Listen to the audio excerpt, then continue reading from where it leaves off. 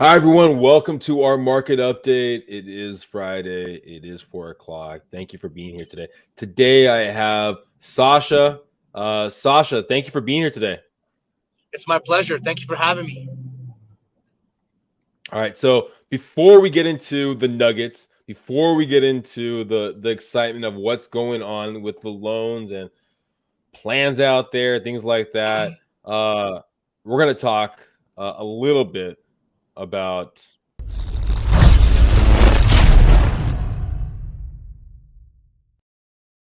we're going to talk about basically the question from last week.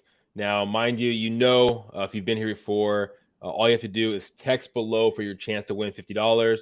So this was the question for last week. How much did the most expensive detached property sell in Escondido so far this year? Sacha, do you want to have any guesses of what the most expensive detached property to sell in Escondido so far this year was? 2.5 million. Wow, he is really good at guessing. 2.5 million. So if you would have been listening to Sacha, you probably would have won. So let's see if Sasha's still that good. How much did the most wait, hold on. expensive? I guessed it. I guessed it, and it was right.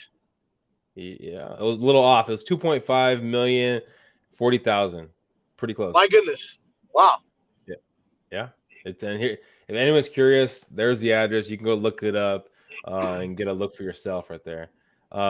Yes, and fairly surprising in Escondido. Now, here's the question. Now, maybe this might change people's listening when they're saying 2.5 million in Escondido. Okay, well, how much did the most expensive detached property sell so far this year? You got a guess over there, Sacha? In the county. In the county. Yeah, in the county of Hamul. Uh in the county of Hamul. I don't know. I have no idea.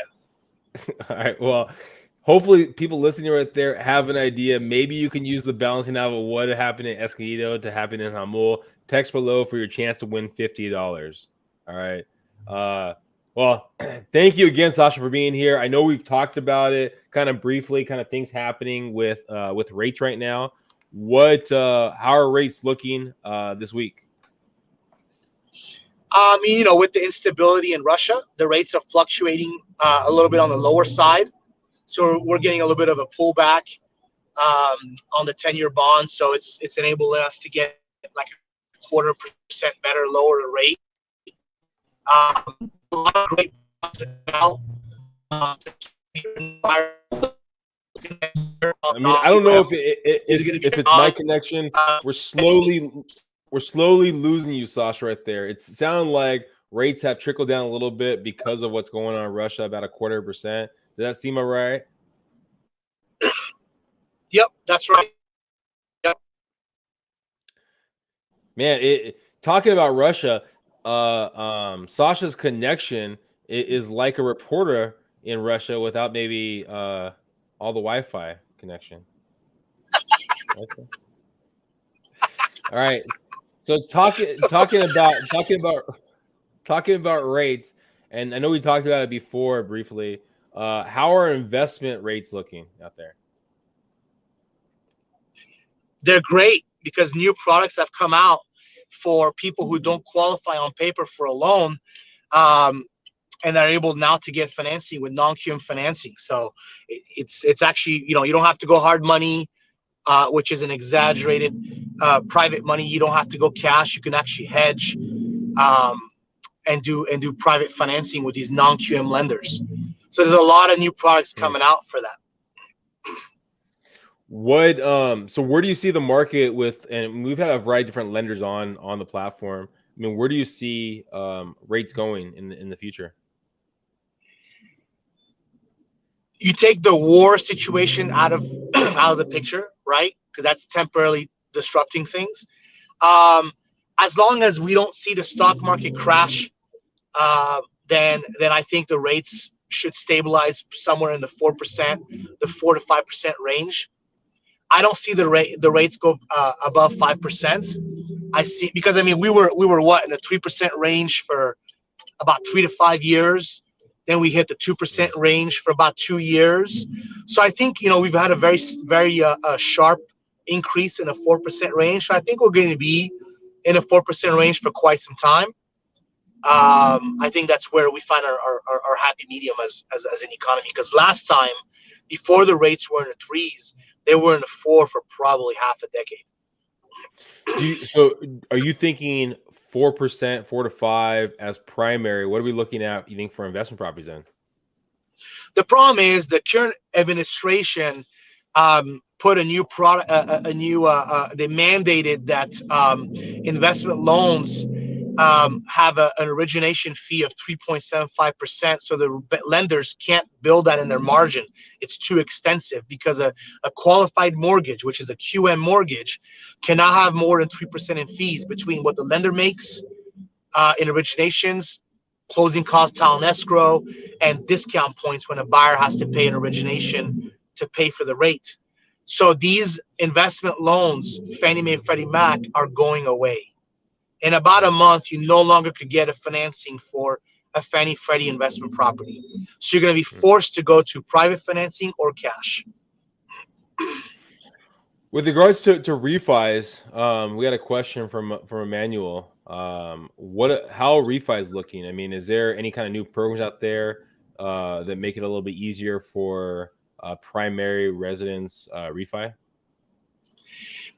There is a product that's being that's in legislation for people that are not in a good debt to income situation, but if they can prove that they were affected by COVID and are back to working their jobs, that they'll be able to do a refinance. Kind of like what the Obama administration came out with, the loan called the HARP loan. The Biden administration is doing a version of that right now. But the problem is I'm not sure how much of that's going to help the San Diego market. It's more for low end price points. So we'll see how that works over here. But the thing is, people now, I think there's a great time for you, if you're not going to sell your property, it's a great time for you to consolidate your debt.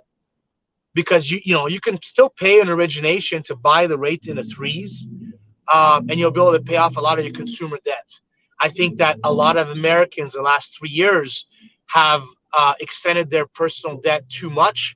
So it might be a good time to let your equity work for you, since it's made such a drastic jump in equity increases, and do cash out refinances. So I see that being the next play in the refinance sector is definitely going to be the cash out refis to consolidate debt. Well, hopefully that answers your question, Manuel. Yeah, so everyone out there, if you can see the ticker below, inventory has trickled up a tad bit. I mean, again, nothing drastic. It's trickled up a tad bit. I mean, we're still seeing somewhat of a craziness to the market. We've been so skewed to a seller's market. I mean, not just now, but even when we had more inventory than we currently do, we were still skewed to a seller's market in San Diego County. I mean, we were talking about 2 months of inventory in a balanced market. You want 6 months of inventory, and now we're at about 2 weeks of inventory. So, I mean, we've always been skewed in San Diego for not always, but for the last, good handful of years to that seller's market. Yet, I mean, we are seeing a slow uptick. So hopefully we'll start seeing this, and it might be too with rates trickling up. People are trying to get in, while rates are somewhat of value. Yet as they keep on trickling up, because like Sacha talked about, they have gone down a tad bit with everything kind of going on in Russia. Hopefully that gets kind of resolved sooner or later, and we'll see probably rates go up even more so. Before you know it, you're going to start seeing maybe the demand go down a little bit to make yourself a little bit easier. Yet, what are things people can do right here, Sacha, to get themselves ready for a future purchase, like paying off loans? I mean, what kind of things? Yeah, that's a very good question. So if you have student loans, you want to make sure that your deferment isn't going to blow up on you, because a lot of borrowers right now, they're entering these purchase season, but they're the ones that have dragged on from last year, and the memorandum has been taken away. That means now, if you have student loans and if you haven't negotiated with the servicers to negotiate the rate to be lower, because you can do that on student loans, or if you haven't extended your deferments, then the lender has to hit you for a full 1%, and that can kill debt to income ratios if you're already tight in a purchase situation. So if you have student loans, keep tabs with that. Try to negotiate better terms. And if you're going to defer it again, then try to defer it longer for at least another year. So that way we don't have to count that in your debt. Keep your credit strong right now. Because I'm seeing people now, they're still coming up with their credit not being great. And we have to go to the drawing table and introduce them to people who can help with credit fixing. So right now, if you're going to enter the buying market, I tell people, if you're going to enter the buying market, enter it as if you're entering it today, even if you're not. Meaning that make sure all your credit cards, if you have any collections, anything, clean everything up and be ready. Keep your money seasoned. That way they're an institution for 60 plus days because that needs to be seasoned. If you're going to source gift funds from family members, talk to them about the process. So that way, when it does come to the play, comes into play, it is not a rushed, oh, you didn't tell me it works this way type thing. So line up all your ducks right now, because I personally believe there's going to be more inventory coming this summer than we've seen last year, because the prices have kept going up and because the rates have gone up. And so sellers are realizing that maybe this is the top of the market, and it'll flatten. I don't think price is going to go down because we have so many buyers willing to buy. But I think I think more inventory is going to come than last year for sure. Well, let's finish off with this analogy, guys. For all you single men, single women out there, you're not going to be going to the bars and the clubs all messy. You're going to get a haircut. You're going to get dressed up. You're going to get ready to go. Treat that like the real estate market. Get yourself cleaned up. It could be with student loans. It could be with debt. It could be with credit score. Whatever it might be, get yourself cleaned up and get ready to mingle. Thanks, guys, for watching. Please subscribe, please share, and reach out if you have any questions.